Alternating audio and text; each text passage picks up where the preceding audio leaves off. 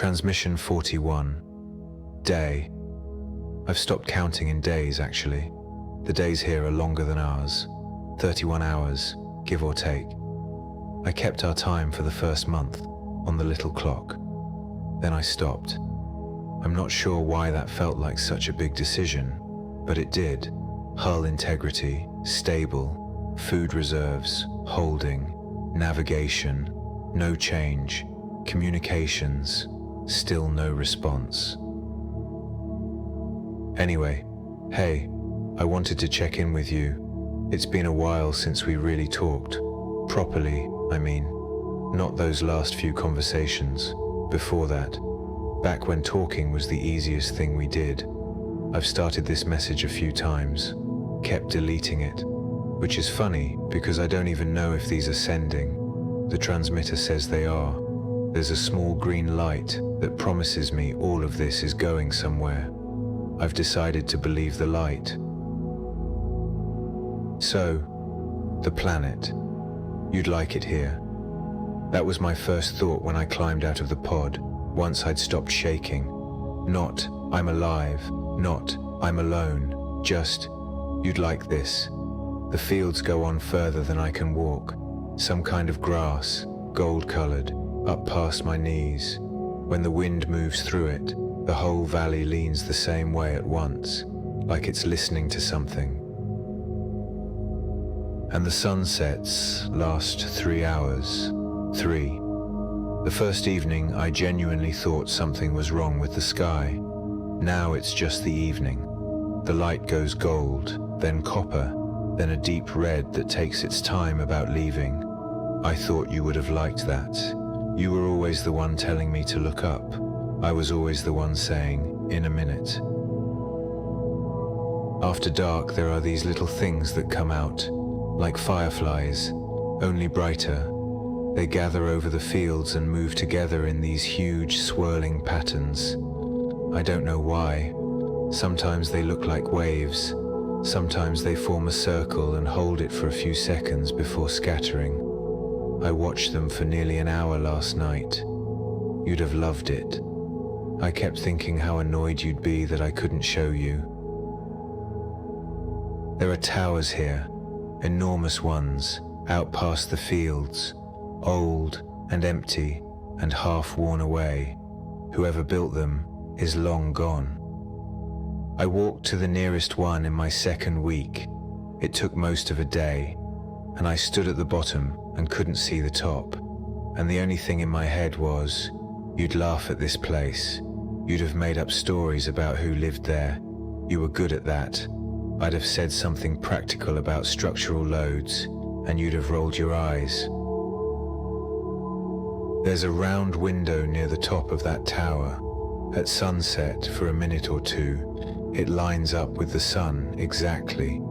You don't put a window there by accident. Somebody, a very long time ago, wanted to sit in the evening light. It's the only thing I know about them for certain. Somehow it's enough. I've got the pod half comfortable now, by the way. You'd be proud of me. The heater glows in the evenings, and I sit beside it like it's a fire, and I make tea the way you showed me. Water off the boil, not on it. I argued with you about that for years. Out here I've got one dented pot and a ration stove, and I still wait the 30 seconds. Turns out you win that one forever. Right. I keep doing this, talking about the grass and the tea. This is my last transmission for a while. The power cells won't hold through the winter unless I stop spending them, and the winters here are long. Everything here is long, so I should probably say the part I keep putting off. I've had a lot of time to think. That's mostly what there is, out here. Long evenings, long shadows, and at some point, I couldn't tell you exactly when, my memories stopped asking who was right. They started asking who I'd been. I didn't like the answer very much. Not because I was cruel. I don't think I was cruel. That's almost the hard part. It would be easier if there were one terrible thing to point at. It was smaller than that, and bigger. When you were hurting, I made it about my reaction. You'd bring me your pain, and within a few minutes, somehow, we'd be talking about how hard it was for me to hear it. You'd end up comforting me about your own pain. I can still see your face doing the thing it did, that small adjustment, putting your own troubles down somewhere off to the side so you could deal with mine. I'm sorry. You shouldn't have had to do that. Not once, and definitely not as many times as you did. Though to be fair, you weren't always... No, there it is, still in there. A year on my own at the end of everything, and he's still got his hand up at the back of the room, waiting for his turn. I'm not going to finish that sentence. I've finished it enough times. Finishing it was the whole problem, because that was my answer to everything. Explaining. You'd try to tell me you were hurting, and I'd hear an accusation, and I'd start building my case. You weren't accusing me of anything. You were trying to let me into your world. I thought you were arguing with me. You were knocking. I spent so much time telling you what I thought you needed. I never actually asked. I'd look at you, and I'd decide what was wrong, and I'd decide what would fix it, and I'd hand it over and feel like I'd done something. And some of those nights, I know this now, you didn't need solutions. You needed someone to sit next to you and be nowhere else. I wish I'd just sat down. That's what gets me. Most of what I'd change isn't dramatic. I wish I'd asked one more question. I wish I'd stayed in the room 5 minutes longer. I wish I'd believed you the first time you said you weren't okay, instead of the fourth. I wish I'd noticed how good you'd become at seeming fine, and I wish I'd wondered where you learned it. And when you finally got angry, after years of asking nicely, I acted like the anger was the problem, like you'd started something. You didn't start anything. You'd been finishing it, quietly, on your own, for years. That's the reserve warning. I've got a while yet. The ship just likes to remind me. It's honest, this ship. Everything out here is honest. The light tells me exactly what's left. The winter comes exactly when it says it will. It took me a long time to get used to that. I think I'd spent my whole life negotiating with the truth, softening it, delaying it, explaining it into something more comfortable. Out here, there's nothing to negotiate with. Here's the thing I keep circling back to, on the long walks. I didn't even know what I wasn't seeing. I thought I understood you. I'd have told anyone that I understood you. And the whole time, you were doing this quiet, patient work, translating yourself into a language I'd accept, saying the same thing 3 different ways, waiting for the right mood, picking your moments.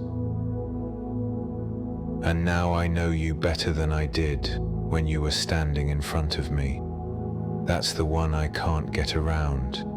A year with nothing to do but put you back together out of things I never bothered to look at properly. The way you'd go still before you said anything that mattered. The way you'd ask about my day when yours had been worse. It's all there. It was always there. It was in front of me the entire time, and I only got round to reading it once there was nobody left to interrupt. I've spent a year studying someone I could have just asked. I walked out to the ridge this morning. Further than I normally go. I've been going further lately, and when I turned round to come back, I could see my own path. A line through the gold, all the way down to the pod.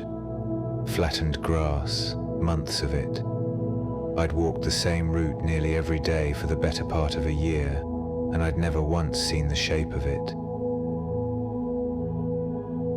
It's an odd thing, looking at the evidence of yourself. From up there it's obvious. The direction I keep going, the place I always turn round. Down in the grass you can't see any of it. You're just walking. You've got somewhere to be. You could see it though. That's the part I keep landing on. You were up on the ridge the entire time, telling me the shape of it, and I was down in the grass telling you there wasn't one. You spent so much time trying to understand me. I don't think I ever realized how tiring that must have been. I thought being frightened meant something was wrong with you. That's the one I'd take back first. You'd get scared about us, about the future, about whether I was still in it. And instead of hearing fear, I heard a fault, something to manage. I treated the most honest thing about you like a malfunction. It wasn't a malfunction. It was you telling me where it hurt. Sometimes, in the evenings, I think I can see someone out in the grass, a long way off, just standing there in the last of the light. It's the wind. I know it's the wind, but I've stopped correcting myself. I let it be you for a minute. We stand there. Nobody says anything. It's the closest I get to company. I want to be clear about something, because I've heard apologies before, and they always sounded like they wanted something back. I'm not asking you for anything, not a reply, not another chance. I'm a bit far away for another chance, and honestly, that's probably the only reason I can finally say all of this. There's nothing left to defend out here, no argument to win, no version of the story that gets me home, just the truth. And the truth is, you meant more to me than the way I treated you. I know those two things don't fit together. You spent years trying to make them fit. I watched you do it. I called it overthinking. You weren't asking me to become someone else. You were asking me to stay. Just stay. In the room, in the conversation, in the minute where it was uncomfortable, and I'd go somewhere else, behind my eyes. You always knew. You'd say my name in that particular way, and I'd say, I'm listening, and we both knew that wasn't quite a lie. I just wasn't there. There are good things out here too. I want you to know that. It isn't all ledgers and regret. I remember you laughing so hard at your own joke that you never finished it.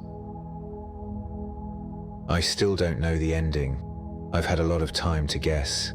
I remember you falling asleep mid-sentence. The sentence was about cheese.